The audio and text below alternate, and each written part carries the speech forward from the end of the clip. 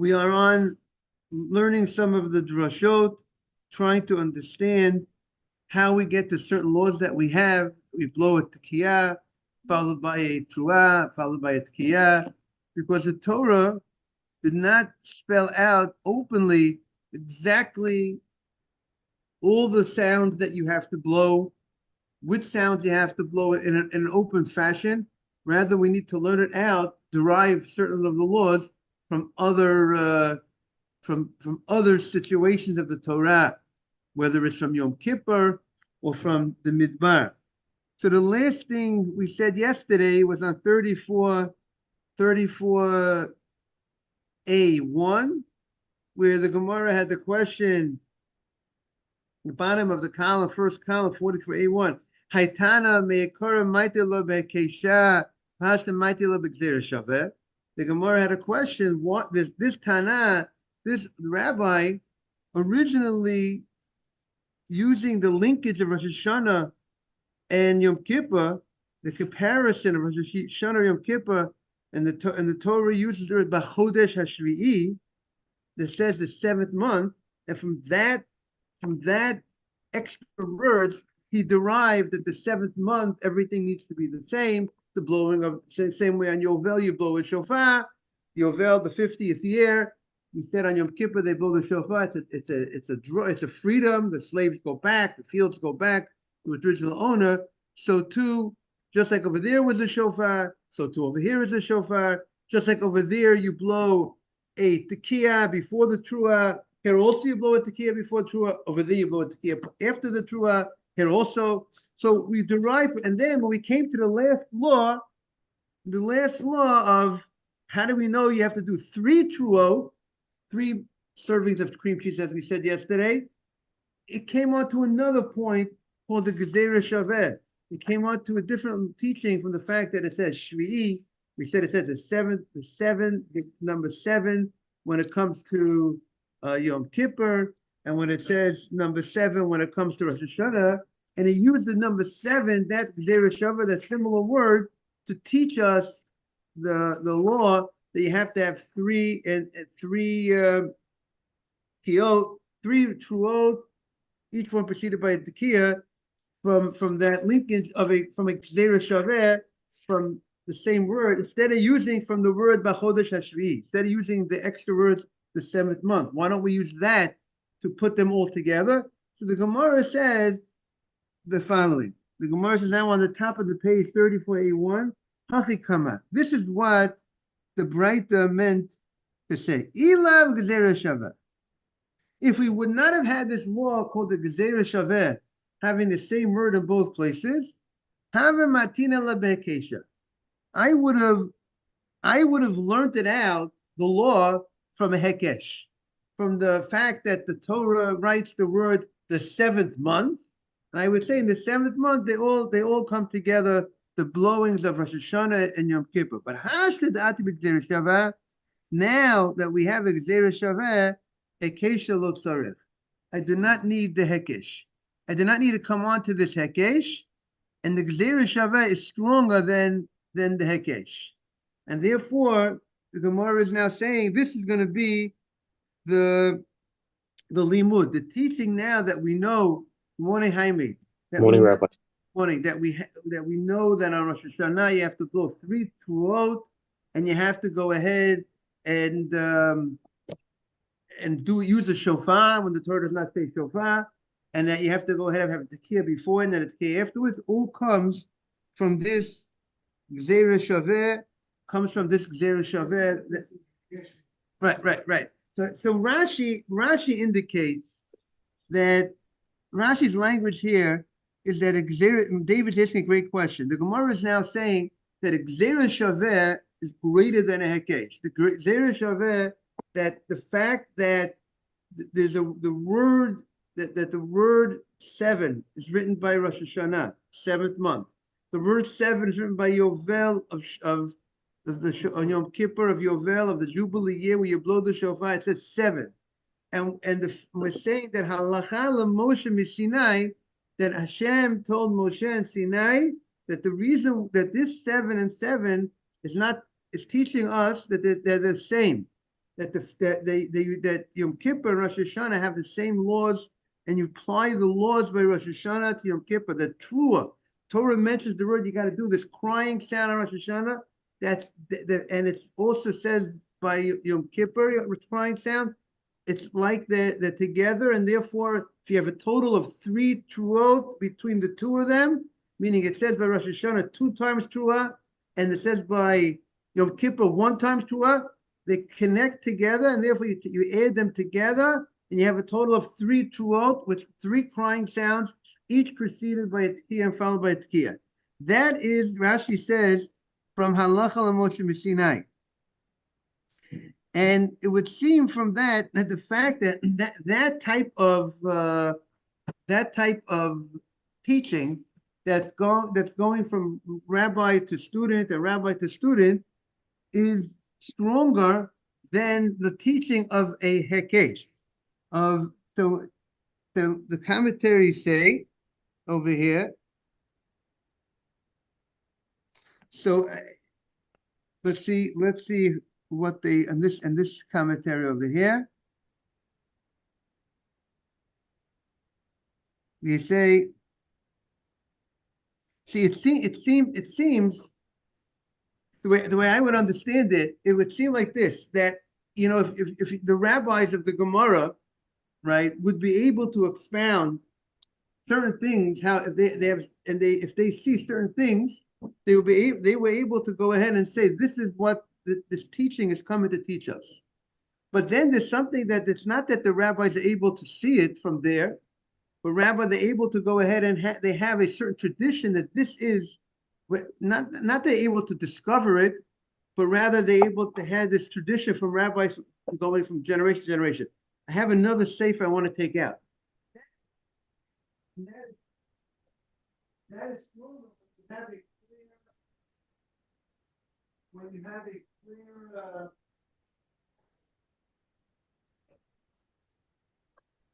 it is true when you have a tradition going back from Sinai. That's a stronger warning us up. That's a stronger way to learn than you on your own understanding have a certain way to understand what the pasuk what is coming to teach us. Let us let me see this commentary over here, how they explained it.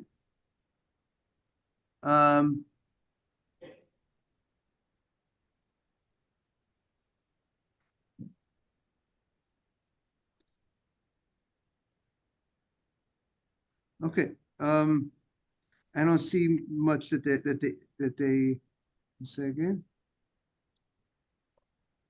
They don't say much about this point.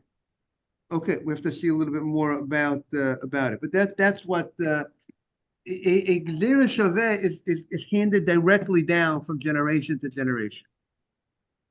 Okay, so now the Gemara continues. Uminayin, we are now on 34A1 on the right side. V'hai Tana mighty lo b'Gzera Shaveh me midbar. The other Tana, you see, if you look at note 10, by the way, in the commentary in the Art Scroll, note 10 says, one may not expound the Gzera Shaveh at his own discretion. Only in the specific instance that taught to Moshe at Sinai is the Gzera Shaveh deemed valid. But there are other methods of expounding on the Torah. If you want a Gemara, it's right here. And those other methods may be expounded even without a specific tradition. You see that? They see that, David, to answer your question? Like a hekesh. That hekesh that means to say, if you are a rabbi in the time of the Gemara, right? If you are a rabbi in the time of the Mishnah, you have a certain license, right? You have a certain license, you have a certain amount of knowledge, you are unbelievable to, some level of holiness. And with the tools, and you're given certain tools that you were able to figure out certain things, what is coming to teach us. But that's not the same level of having what we call a tradition from your rabbi and from your rabbi, his rabbi, his rabbi. That's much, with going all the way back to Sinai, that's much greater than you, even as great as you are, understanding, interpreting based on the license that you have. Yes, you have a great license, and we appreciate your license, and we accept your license. And your license is 100% authentic, and what you say is law. But it's not the same as having something that was already spelled out, already said, orally by Hashem directly to Moshe. As the rabbi is saying that the tradition precedes any new. Right. It seems like the tradition from Sinai is greater, even though we 100% would follow even though he would be correct in his exposition of how he understands if Rabbi Akiva, like it says, Rabbi Akiva was able to darshan even the crowns on a letter. He was able to see what is coming to teach us. There are lessons. Imagine, is that fascinating? A crown on a letter, wow. In the Torah, he was able to darshan, and it's authentic. And whatever he came up with means that is the truth. But it wouldn't. Who else is in that category with Rabbi Akiva? I don't know that anybody was in that category, because Hashem showed Moshe Rabbeinu like Rabbi Akiva. And like Moshe Rabbeinu said, maybe he should be the one. Right. Moshe saw into the future and saw that Akiva might be greater than he. In that aspect. But then when at the class, Hashem shows Rabbi Akiva the class. Hashem shows Moshe Rabbeinu Rabbi Akiva giving a class, and then they asked Rabbi Akiva, "How do you know a certain question?" And he said, "I think halacha leMoshe miSinai." So therefore, Moshe Rabbeinu felt a little better, After, he gave it back to Moshe after Moshe was giving it to him. Exactly. He heard it. Akiva did not know. What are the thoughts of why Akiva was on a higher level than Moshe? Because he gave his life for Torah? It's a great question. I mean, we do find, like you said, he went away for 24 years. That dedication for the students that he had. I mean, Moshe Rabbeinu also had tremendous dedication.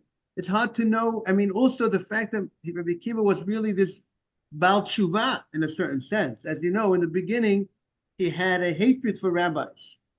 And then eventually he turned himself around. And maybe, what did you say? And he became one, exactly. So it came to... But isn't it said that Akiva said he was able to fulfill B'chol nafshecha, B'chol me'odecha higher than anybody because of his sacrifice? Right. What Chaim is referring to, and at the end of Akiva's life, the students, see him in such pain while they were raking his skin, the Romans, and Akiva was very happy. But he says, my whole life I was looking forward. They say, but to be able to give your life, and now I have the opportunity.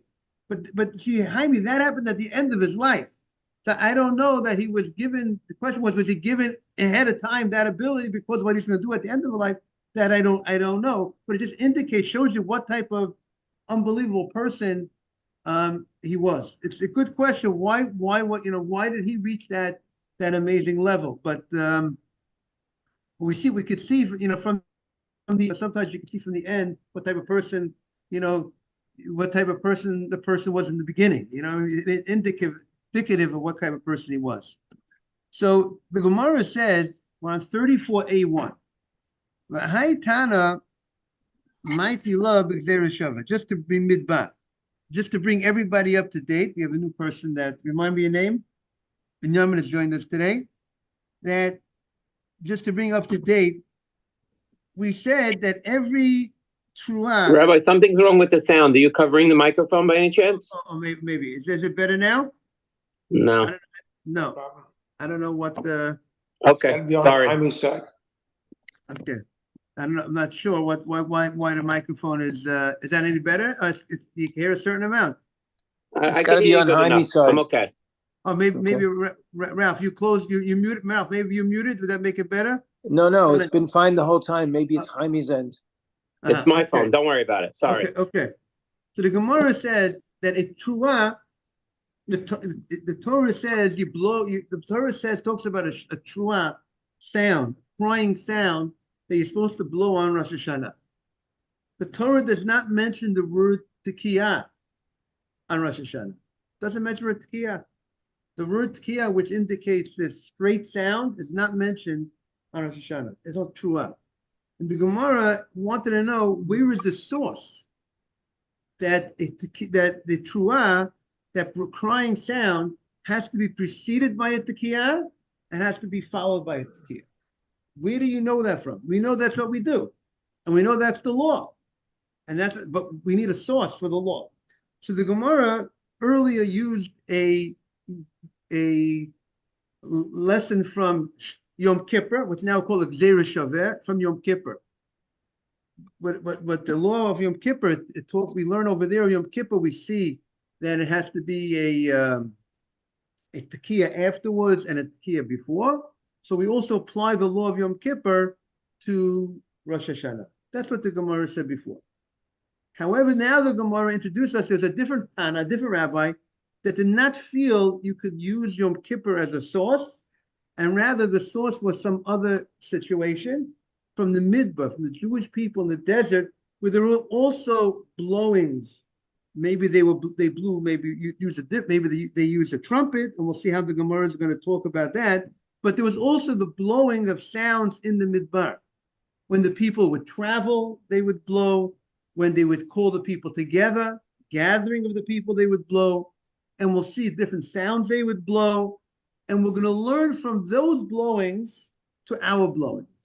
We're going to use the precedent of the desert, how they did it in the desert, as a light for us, how we need to go ahead and blow our shofar on Rosh Hashanah. Is that clear, everybody? And now the Gemara is going to show us how we connect the dots. Really, how do we learn it out from the Midbar? Okay, so Gemara says, Hi Tana, 34a1 on the right. Hi Tana, Mighty La, the Gzeira Shaveh. He also has the Gzeira Shaveh. He also has the same word written. The Gzeira Shaveh means the same word written in both places. And if it's coming for a certain specific purpose to teach us a certain law, to connect what's written over there to over here. And I told you one of the more famous Gzeira Shaveh is Pesach and Sukkot, where the Torah says the 15th day of the month of Nisan, 15th day of the 7th month, and the 15th day of the 1st month. 15, there are certain laws they learn from that. So here comes the Gemara. The Tanya, we learned in the Breita. It says in the Torah, when you blow the trumpet, when you blow for the people to travel, and it says katem trua, you will blow a trua, a crying sound, and the people on the east, the camp, everybody had different, camps, three camps of the tribes were on the east, 3 on the west, 3 on the north, 3 on the south. So when you would blow the trua, then the camps on the east side, the east of the Mishkan, they would go ahead and they would start traveling. It did not say the shofar was the signals for the formation. Yeah, this is here we're talking about the traveling, and here we're going to see it's going to be they use trumpets. They didn't use shofar, and the Gemara is going to try to get into that a little later. But the blowing of the trumpets was used for the people to travel. So it says "uskatem trua." Now, so the fact that it says the word tikiyah, it doesn't say the word. It doesn't say you sound. It could have said you sound a trua sound. It doesn't say the word. It uses specifically the word tikiyah. It could have used a different word. So tikiyah b'fnei atzma and trua b'fnei atzma. It's coming to teach us that they first blow the tikiyah sound. After they blew the tikiyah sound, then the tikiyah is a straight sound, and then they blew the trua, the crying sound. Now, so then the Gemara, the Breita, now tries to prove this point. Ata omer tekiya b'fnei atzma. You're telling me, Mone Akiva, you're telling me they blew a tekiya by itself, followed by a truah b'fnei atzma, followed by a crying sound, breaking sound. Like we said yesterday, what is the truah? It's a matter of question. Is the breaking sound, it's a breaking sound, two, or is it a combo? But they blew first a tekiya, straight sound, and then a breaking sound. But then the Gemara said, maybe, oh, Eino, elatkia truah achati.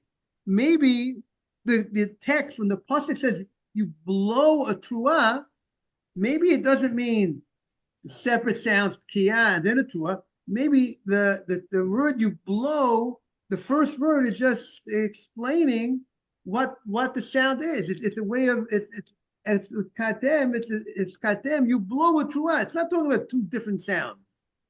Then maybe the word katem truah is telling us what it's all talking about one sound, meaning just a breaking sound, not a no tkiya. Meaning the word tkiya you could translate to blow, or you could translate to blow, but it could be describing something else. You're blowing up, or you could say it's blowing itself. It's referring to itself as a sound, independent of anything else. So therefore, the Gemara says, maybe it's referred to one sound, the blowing of a truah, which does not indicate a kia. So the Gemara said, Kishu Omer, Ubahakel Akil et Kahal Titku'u velo tiriu. When you want to call the Jewish community together, the Torah goes ahead and says they use a language that you blow only kia. There is no truah, no crying sound. Maybe we could say a nice little drash. When Jews come together, there's nothing you can't have this. There's no crying. There's only happiness. How do you like that? There's no breaking sound. When Jews start traveling, you're leaving community, you're going out. Now we got to cry. We got to watch out. Something to be careful about. But when you get the community to come together, no. On Rosh Hashana, we have a crying sound because we got to repent. We got to wake up. But if we come together, that is waking up. We don't need a crying sound. How do you like that? Fantastic. You like it, Binyamin? It's a chidush that came to the world right now. So that's Umahakil at the here in Safa synagogue. Yes. You like that? That's the power of unity. So the Torah does not refer to the crying sound in a language of tkiyah, because here it's clear. It uses it. If you're referring to the crying sound in tkiyah, it would say a different language. It says, so the fact that the Torah says this type of language, it separates tkiyah from truah, meaning tkiyah does not describe the truah sound. The Gemara was contemplating, suggesting maybe the word utkatem truah, that the word tkiyah was describing a truah, and the word tkiyah of the Torah is just referring to blowing something else, blowing a truah, referring to a truah sound.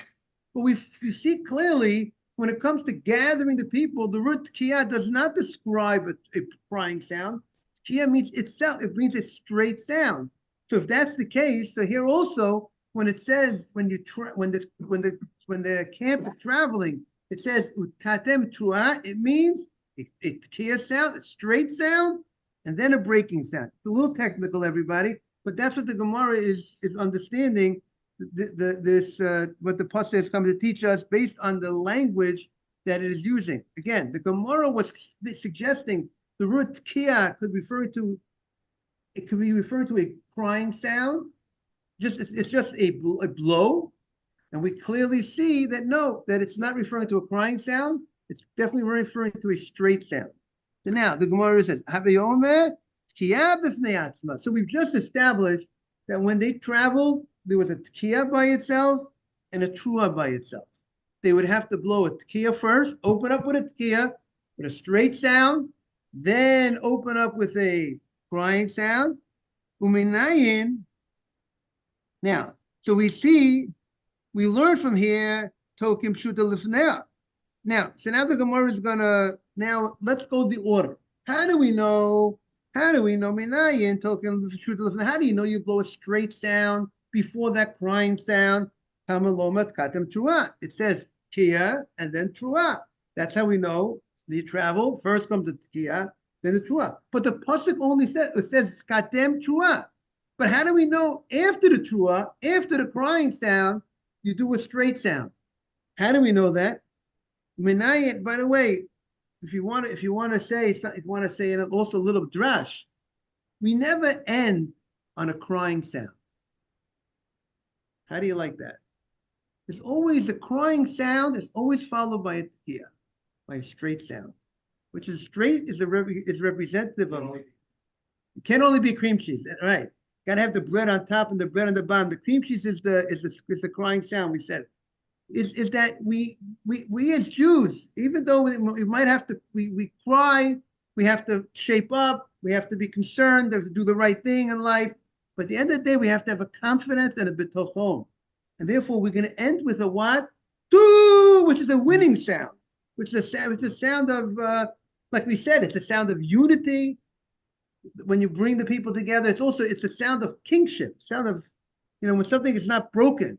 Brokenness represents, people, repentance and all that type of stuff, break the heart, but then end off on a very positive note. It's like a note of chizuk when we go ahead and we end off with the tkiya sound. So that's I think it's fascinating. We have to look every time, whether it's Rosh Hashana or over here with the traveling of the desert so far, everything has to end with a tkiya. And you don't start with a crying sound either. You don't start with a crying sound. We don't end with a crying sound. It's always we always start with it. We start with a tkiya, and we'll end with a tkiya. Or we're not. There's no. We don't start with the cry. So maybe it also represents. We have Hashem. We have because the tkiya sound, the straight sound, is a representation of kingship. When you would coronate a king, what would they do? They blow. They don't blow out that breaking sound. They blow a long sound representing kingship. So that's what the Gemara says. Now, so it says, how do we know we blow a tkiya beforehand? Shuta means straight. Talmud Lomos got them trua. Now we're turning to page 34A2. It says it's got them trua. But first comes the tkiya and then comes the breaking sound. Umenayim shuta lachreha. How do we know that after the crying sound, you have to have the straight sound? Because the Torah says, Tamalama trua, says then after it says the word trua, yitku, they should blow. That yitku asaf is coming to tell us tkiya. That's the language of tkiya. So following the breaking sound, following the crying sound, we go strong with the tkiya. Okay. So that's what the Gemara says. This is what we find in the desert. In the desert, when they blew, they first with the tkiya, then the trua, then the tkiya. And the Gemara is going to say, so how do we know Rosh Hashana from the desert? Stay tuned. Now, Rabbi Yishmael benosh Rabbi Yochanan ben Broka Omer, Rabbi Yishmael, the son of Yochanan ben Broka, he has a different, he says, Eino sarich. We don't need this pasuk to teach us that you blow a tkiya, a straight sound, after the trua, after the crying sound in the desert, because by the desert it says, Shahari Oma, in the beginning of the pasuk it says, Uskatem trua shenit. It says when you blow the second crying sound, and then the camp that was on the south of the Mishkan, then they started traveling, right? The first time they blew, it was the people on the east of the Mishkan. They were the ones who started traveling. And then the second time you blew, that was a sign, meaning you did the tkiya, the trua, tkiya. Okay, the people on the east travel. Then you do the second time you could blow, then the people on the south go ahead and travel. Now, why do you have to tell me if you blow a trua a second time? It's obvious. You just told me you blew a trua the first time. and you told me you blew a truah, you blew a crying sound. You told me then travel the people on the east. So then you can just tell me uskatem truah. Then you just could tell me you blow a truah, and the people on the south move. You don't have to tell me shenit. You don't have to tell me it's the second time you're blowing, because if you told me that you just blew the first time, so this obviously for the people on the east, so obviously it's the second time that you are blow. It's the second time you're blowing this crying sound. So what do you have to tell me? You don't have to count for me. This is the second time. If a moment before you just told me the first time you do it, right? If I tell you I want 1 cup of when you move to the east side, if I tell you when you blow the shofar, the people on the east move. And then if I tell you to blow the shofar, and then I say to people you move, you blow the shofar, the people and then you blow the shofar, then the people on the south move. So I know it's the second time you did it. You just told me, you just told me a moment ago you just blew on the east, and now you tell me you're blowing on the people on the west. The south are moving. Why do I have to count for you? I don't have to say the word shenit. I don't have to say this is the second time you're doing it. It's obviously it's the second time you're doing it. Because you told me you blow over here, they move, and you blow here, they move. I have to tell you, and you blow a second time? And there's no extra word, no extra letter, and no extra crown in the Torah. Every crown is Darash Rabbi Kiva, like we said before. So the Gemara says, "Matam lo mashenit zebanaav." This is giving us a rule. Shekol mokom shenema truah. It's as if when it says the word truah shenit. There's a second kiyah. There's a kiyah. Shenit means second, like Sheni, right? Sheni is the second. The second aliyah is called what? Sheni, the Levi, right?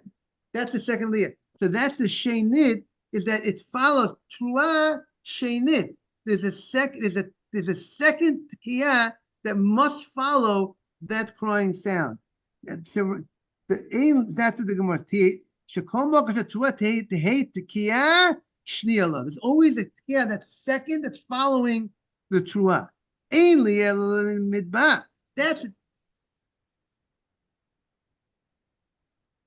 the shenis is going on. It's the second kiyah. It's the second. It's shenit. That's got them right. Exactly. And it's also second to the truah, or it follows the truah. It's or you could say Rashi seems to indicate it's second to the truah. It's following the truah. The Gemara said, "Ainli ela b'midbar the desert." How do we know on Rosh Hashana? That's a law by the desert. How do you know Rosh Hashana takes the law of the desert to apply to Rosh Hashana? That also it has to have kiyah before and kiyah afterward. The Gemara says, "Tamalama truah gzeira shaveh." It says the word truah by Rosh Hashana. It says the same word truah by what? By the desert. And we apply the law of the desert to the law of Rosh Hashana. Just like by the desert is a tekiah before and tekiah afterwards. So the Rosh Hashana is a tekiah before, tekiah afterwards. I want to wish everyone a beautiful day. Thank you for all joining. Beautiful crowd. Thank you, Rabbi. Rabbi, I have a question for you. When do you think we might start, if you had to guess, Masechet Shabbat? I'm thinking it's either 2 days before Yom. I presume we're going to start like December. I presume December 5th. December 6th, like a week after Thanksgiving. Is that a good time to start? Okay, I'm only asking because I'm traveling for my health, so I wanted to bring Shabbat with me at the right time. Yes. I'm saying, I presume it makes sense. We're not going to start till after Thanksgiving. I want everybody to be back. We'll start fresh. I presume sometime during the week after Thanksgiving. Okay, I'll be traveling, so I'll take it with me. Bezrat Hashem. Amazing. Thank you very much. Thank you. Have a great day, everybody. Have a good day. You too. Take care. Bye-bye.